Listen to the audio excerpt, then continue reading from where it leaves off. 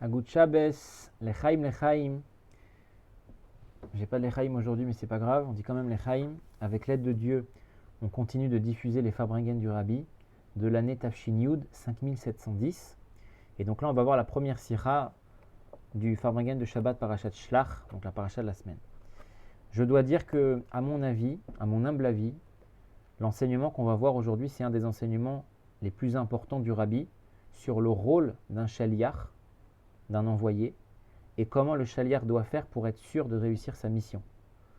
Alors quand on dit shaliach, un envoyé, un émissaire, on pense bien évidemment aux shluchim du Rabbi, les envoyés du Rabbi aux quatre coins du monde pour diffuser la Torah et les mitzvot. Mais le Rabbi l'a dit plusieurs fois, en réalité, chaque juif, on est des envoyés, des shluchim de Dieu lui-même, pour dévoiler justement le nom de Dieu sur terre. Donc le message qu'on va voir aujourd'hui ne concerne pas seulement les shluchim officiels du Rabbi, si on peut dire, mais concerne chacun d'entre nous, comment faire pour réussir la mission pour laquelle Hachem nous a envoyés sur terre. Donc, on y va. Parashat Shlach, on sait très bien que la paracha porte le nom et commence par l'histoire des explorateurs. Shlach, ça veut dire justement shlichut, que Moshe Rabbeinu, il a envoyé des shluchim, il a envoyé des émissaires pour aller explorer la terre d'Israël. Et donc il les a envoyés, ils ont exploré la terre d'Israël pendant 40 jours, et ensuite ils sont revenus, et ils ont fait un rapport sur ce qu'ils ont vu. On sait très bien que ça ne s'est pas bien passé, que les explorateurs ont dit des mauvaises choses, les Juifs ont cru en ces mauvaises choses, se sont découragés, n'ont plus voulu rentrer en Israël, et malheureusement la punition qui en a découlé, c'est que les Juifs sont restés 40 ans dans le désert, jusqu'à que toute cette génération disparaisse, et qu'ensuite ils puissent rentrer 40 ans plus tard en Israël. Alors, le Rabbi dans cette sira va poser deux questions. Première question, quand on voit le rapport des explorateurs, dans la chronologie des psukim, il y a quelque chose qui ne va pas a priori. Je m'explique. Quand les explorateurs reviennent, ils vont commencer à faire un rapport, on va dire, véridique. Ils vont dire exactement ce qu'ils ont vu, ce qu'on leur a demandé de faire. Et avant même que les explorateurs aient le temps de dire des choses négatives, de dire que finalement c'est trop dur et qu'on n'y arrivera pas, avant même qu'ils aient le temps de dévier, si on peut dire, et de commencer à dire des mauvaises choses, Kalev, un des 12 explorateurs, qui lui était resté du bon côté, si on peut dire, Kalev va s'interposer, va les interrompre et va dire « on arrivera à rentrer en Israël, on y arrivera ». Alors que les explorateurs, ils n'avaient même pas dit encore « on n'y arrivera pas ». Ils étaient simplement au début en train de faire leur mission, de rapporter, de raconter ce qu'ils avaient vu. Et avant même qu'ils ne dérivent, Kalev les interrompt et il va dire on arrivera à monter, on y arrivera. Et c'est seulement après, dans un second temps, que les explorateurs reprennent et qui disent on n'y arrivera pas, ils sont trop forts, on ne pourra pas aller en Israël. Donc la première question que le Rabbi demande, c'est l'interruption que fait Kalev dans le discours des explorateurs, elle n'est pas au bon endroit a priori, elle est en plein milieu, et surtout elle est avant même que les explorateurs aient le temps de bifurquer. Comme il dit ici, a priori au début quand ils commencent à parler, quand ils commencent à faire leur rapport, ils font rien de mal, au contraire ils font la mission pour laquelle on les a envoyés, et ils disent des choses vraies, puisque Moshe Rabbeinu il les a envoyés pour une mission. Qu'est-ce que Moshe Rabbeinu leur a demandé? Moshe Rabbeinu leur a demandé 2 points. Premier point, Ur item et ha'am hayoshev alea. Vous allez voir le peuple qui habite là-bas. Achazak ou arafé. Est-ce que le peuple il est fort ou est-ce qu'il est faible? Ça c'est la première chose que Moshe Rabbeinu leur a demandé. Voir si le peuple est faible ou fort, en prévision d'une guerre pour conquérir la terre d'Israël. Et le deuxième point que Moshe leur a demandé, Uma haaret satova imra'a. Est-ce que la terre elle est bonne ou est-ce qu'elle n'est pas bonne? Hashemena imraza. Est-ce qu'elle est grasse ou est-ce qu'elle est pauvre? Donc, finalement, Moshe Rabbeinu leur a demandé 2 choses. Le peuple, est-ce qu'il est fort ou faible? Et la terre, est-ce qu'elle est grasse ou est-ce qu'elle est pauvre? Et au début, les explorateurs, ils ont fait ce qu'on leur a demandé. Ils n'avaient pas encore commencé à mentir. Et Caleb va les interrompre avant même qu'ils ne commencent à dire du mal et à donner des conclusions négatives sur leur rapport. Donc la première question du Rabbi, pourquoi Caleb s'interrompt à un moment inopportun? Pourquoi Caleb les interrompt à un moment inopportun alors qu'ils n'ont pas encore commencé à dire du mal? Deuxième question, sur le comportement de Caleb pendant l'exploration. C'est-à-dire qu'à un moment donné, quand les explorateurs, les 12 explorateurs, étaient en train de faire leur mission en Israël, d'explorer, Il y a un moment donné où Kalev s'est séparé du groupe. Regardez ce que nous dit le verset. Vaya aluba Negev. Donc ils sont montés au pluriel dans le Negev. Vayavo ad Chevron. Et il est allé à Chevron, au singulier. Kalev levado alach. Kalev s'est séparé du groupe et il est parti tout seul à Chevron. Pourquoi? Venishtatach al kivre avot. Il est parti se prosterner sur le tombeau des patriarches Abraham, Yitzhak et Yaakov. Pourquoi? Shelo ye'e nisat lechaverav liot ba'at satam. Pour ne pas être, si on peut dire, influencé par ses compagnons de route et pour être influencé par leurs mauvais conseils, par leurs mauvais complots qu'ils prévoyaient de faire.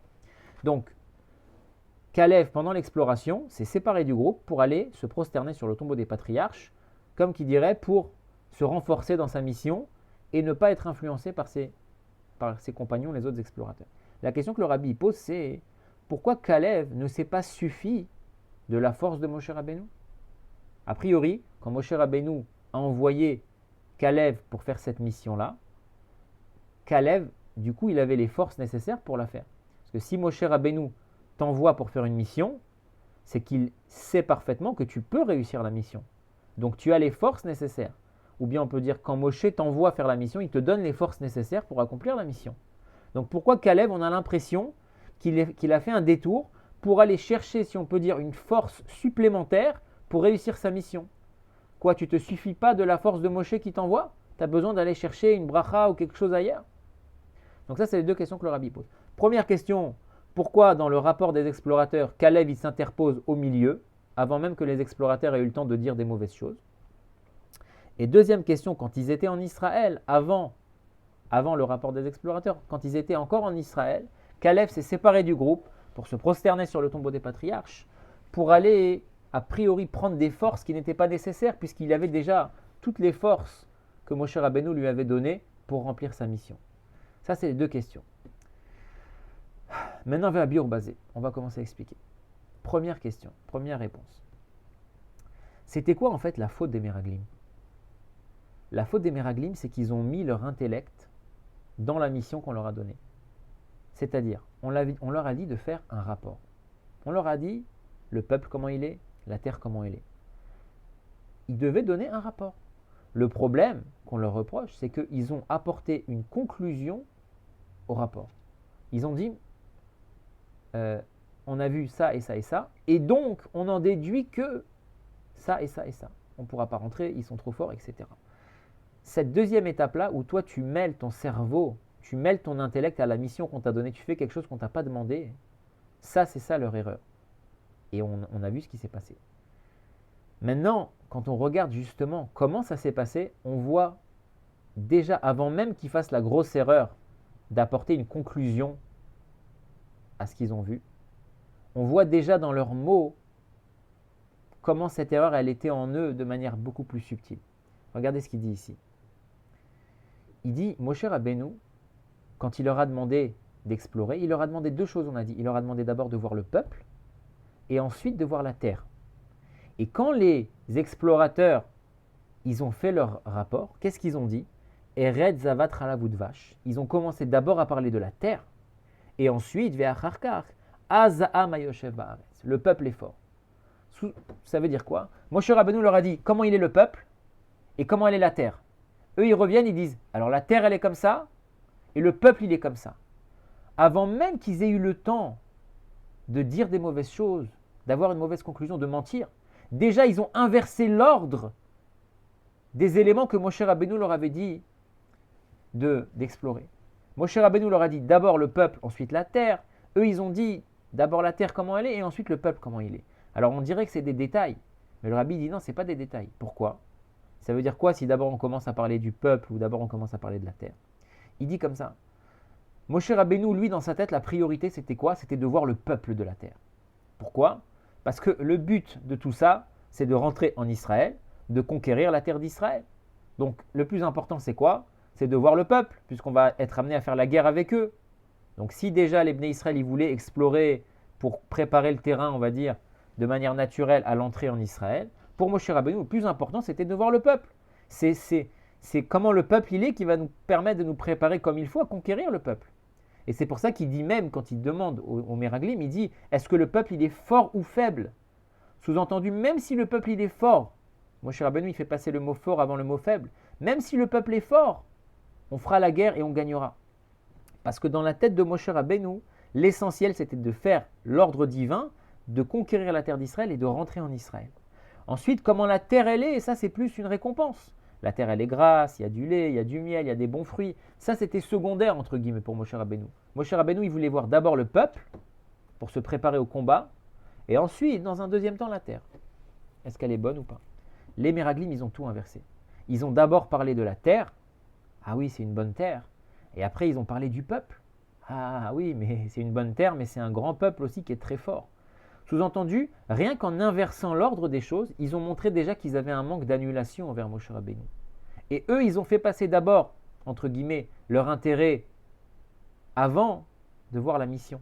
Ils ont dit d'abord, la terre, elle est très bonne. Ah oui, ça nous intéresse. Il y a des bons fruits, il y a du lait, il y a du miel, etc. Mais par contre, le peuple est très fort. Donc quand tu commences à voir les choses comme ça, tu dis, ah oui, c'est vrai que la terre, elle est bonne. Mais il y a un peuple aussi qui est très fort. Est-ce que ça vaut le coup vraiment de faire la guerre avec eux? Est-ce que ça vaut le coup vraiment de se battre avec eux? Je commence à réfléchir, je commence à me dire, bon, peut-être que ça ne vaut pas le coup. Parce qu'en fait, ils ont inversé l'ordre des priorités. Moshe Rabbeinu leur a dit d'abord le peuple, après la terre. On va conquérir le peuple. À Chazak, ou est-ce qu'il est fort ou est-ce qu'il est faible? Même s'il est fort, on va y aller. Après la terre, on verra plus tard. Est-ce qu'elle est bonne ou pas? Eux, ils ont dit non, la terre est bonne. Mais elle n'est pas aussi bonne que ça de prendre autant de risques que ça de voir le peuple qu'il y a là-bas. Ils ont complètement inversé les choses. C'est pour ça, comme il dit ici, Velachen, que chez Ra'a Kalev, quand Kalev il a vu ça, chez Ameraglim, mais Arvim Sichlam, que les Meraglim ils ont commencé à mettre leur intellect dans la mission qu'on leur a donnée. Ou Meshani Mishlichuto Shel Moshe. Ils ont commencé à changer la shlichut de Moshe. Afilou Benogal et Seder Advarim Bilvad. Ils n'avaient pas encore menti, mais juste ils avaient changé l'ordre. Moshe leur a dit le peuple et la terre, eux ils ont parlé de la terre et après du peuple. Rien que ça, Kalev il a vu, Miyad Ishtikam, il les a fait taire. Donc on a dit la première question, pourquoi Kalev il s'interpose? Il les interrompt avant même qu'ils aient commencé à mentir. Parce que Kalev il a vu, ils ont changé l'ordre de la shlichut de Moshe Rabbeinu. Et ça déjà, ça montre qu'ils ont mis leur tête dans la mission qu'on leur a donnée. Et ils commencent à réfléchir d'une manière erronée, en rapport bénéfice-risque. Est-ce que ça vaut vraiment le coup d'aller dans la terre puisqu'il y a des gens qui sont forts? Ils ont juste ce changement de seder, ça montre leur état d'esprit. Qu'ils ont changé sur la shlichut de Moshe Rabbeinu initiale, ils ont mêlé leur intellect et là ça ne va pas. Donc on n'a même pas besoin d'attendre qu'ils commencent à mentir. Kalev s'interpose tout de suite. Rien qu'en regardant la subtilité qu'ils ont changé l'ordre de Moshe Rabbeinu. Ça, c'est la réponse à la première question. Deuxième question, on a dit pourquoi Kalev il est parti se prosterner sur le tombeau des patriarches. Est-ce que la force de Moshe ne lui suffisait pas? Alors regardez ce qu'il dit le rabbi. Shlichuto shel Moshe, le fait que Moshe t'envoie en mission. Koach hameshaleach, donc il te donne une force pour accomplir ta mission. Keshel atzma, donc ça en lui-même, l'envoi que Moshe envoie quelqu'un pour faire une mission. Et no sholelet et avsharut she'ashaliach yaaseh shinui bishlichuto al yedi iruf sechel shelo. Ça veut dire, le fait que Moshe t'envoie en mission et te donne les forces de faire ta mission, ça ne veut pas dire forcément que tu vas réussir. Sous-entendu, ça ne veut pas dire forcément que tu ne vas pas mettre ta tête dans la mission. On voit que les Meraglim, justement, Moshe Rabbeinu les a envoyés, il leur a donné la force de faire leur mission, mais pourtant ça n'a pas fonctionné. Pourquoi? Parce que les Meraglim, ils ont mis leur tête dans la mission et ils ont raté. Donc le fait que Moshe t'envoie, ça ne veut pas dire que toi, tu ne peux pas ensuite mettre ta tête dedans et faire échouer la mission. Donc qu'est-ce qu'il a fait? Alors je continue, pardon. Zoï avodato shel shaliach atzmo. C'est quoi la vraie mission d'un envoyé? Le'aniach ulvatel et tzirklo. C'est d'annuler son esprit, d'annuler son intellect. Ulitmaser le ameshaleach, de se donner corps et âme pour celui qui l'envoie. Les kayem et ashlichut, d'accomplir la mission. Beofen shel kabbalat ol, d'accomplir la mission avec une soumission. Si on peut dire, c'est très fort ce que le rabbi dit ici, si on peut dire, la mission principale d'un shaliach, c'est pas seulement, c'est pas de réussir la mission. Ça veut dire, réussir la mission, ça dépend de Moshe Rabbeinu, ça dépend de la force de celui qui t'envoie. Mais la vraie mission d'un shaliach, c'est pas de réussir sa mission. La vraie mission d'un chaliar, c'est de ne pas mêler son intellect à la mission et ne pas déranger la mission, ne pas déranger la réussite de la mission. Je ne sais pas si vous comprenez bien ce que je veux dire. Ça veut dire, la réussite dépend du méchaléar, de celui qui envoie. Et celui qui est envoyé, si on peut dire, sa vraie mission, c'est de ne pas se mêler, de ne pas commencer à mettre son intellect. Et ça pourrait faire échouer la mission. C'est là où est la vraie mission du chaliar. De ne pas rentrer dans des considérations intellectuelles. Quand on nous donne une mission, on la fait point barre. Comme il dit ici. On continue. Donc pourquoi Kalev il s'est prosterné? Kalev est parti se prosterner sur la tombeau des pères, patriarches. C'est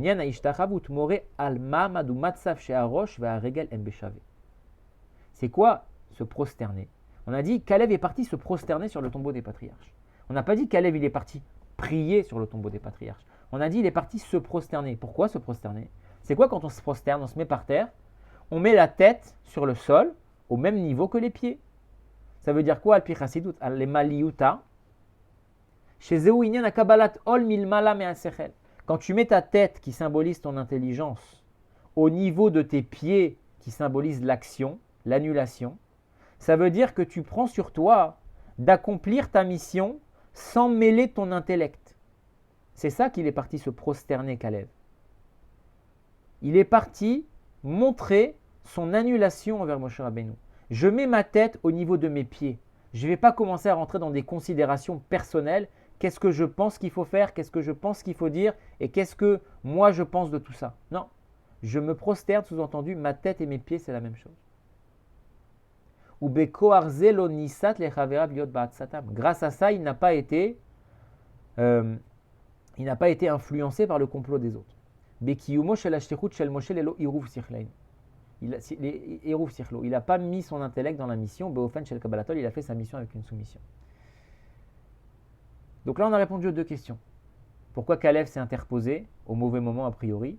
Parce qu'il a vu que les Meraglim, ils ont commencé à changer l'ordre dans leur réponse qu'ils ont fait à Moshe Rabbeinu. Et ça même, c'était déjà une preuve qu'ils ont mêlé leur intellect dans la mission, qu'ils n'étaient pas 100% annulés. Et la deuxième question, pourquoi Kalev est parti se prosterner sur le tombeau des patriarches? Il n'est pas parti prier pour avoir une force supplémentaire, comme si pour dire la force de Moshe ne me suffit pas. Il est parti se prosterner pour montrer justement son bitoul à Moshe Rabbeinu, qu'il avait conscience que Moshe Rabbeinu lui avait donné toutes les forces nécessaires pour réussir sa mission, mais que ça n'empêchait pas que malgré tout, si lui, il mettait trop sa tête dans la mission, il allait échouer. Donc il est parti renforcer son annulation envers Moshe Rabbeinu en se prosternant sur le tombeau des patriarches. Donc ça, c'est la réponse aux deux questions. Maintenant, comme on l'avait dit, là le Rabbi va nous donner un enseignement Ve'aora mise benoga eleinu, en ce qui nous concerne à nous les chassidim dans notre attachement avec le Rabbi. Le Rabbi dit comme ça.